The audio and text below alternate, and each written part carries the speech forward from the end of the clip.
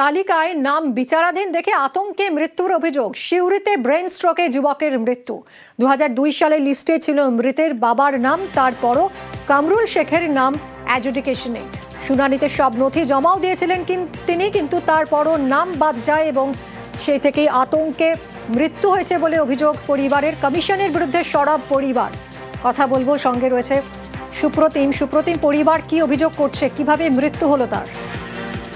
দেখো, পরিবারের অভিযোগ হচ্ছে এই যে বীরভূমের শিলিগুড়ির ধরলা গ্রামের বাসিন্দা কামরুল, সে কিন্তু 2002 সালে তার বাবার যেমন নাম রয়েছে এবং সেই লিঙ্ক আপ ধরেই কিন্তু এসআরের ফর্ম ফিল আপ করেছিল। কিন্তু তারপরেও কিন্তু তাকে হিয়ারিং এর জন্য ডাকা হয় এবং হিয়ারিংয়েও তিনি সমস্ত নথি জমা করেছিলেন। কিন্তু তারপরেও যে ভোটার তালিকা প্রকাশিত হয় তাতে কিন্তু কামরুলের নাম ছিল বিচারাধীন তালিকায়। আর এটা নিয়ে কিন্তু সে বেশ কয়েকদিন ধরে দুশ্চিন্তায় ছিল এবং গতকাল রাত্রে তার ব্রেন স্ট্রোক হয় এবং তারপরে তার মৃত্যু হয়। এবং পরিবারের লোকজন কিন্তু এটার জন্য নির্বাচন কমিশনকে দায়ী করেছে।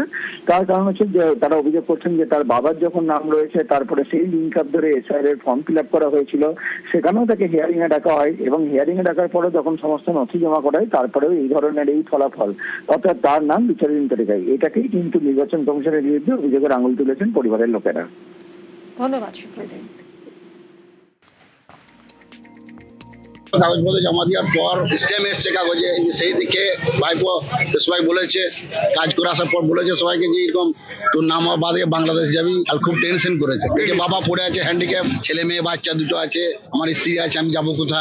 এসআর এর জন্য টেনশনের জন্য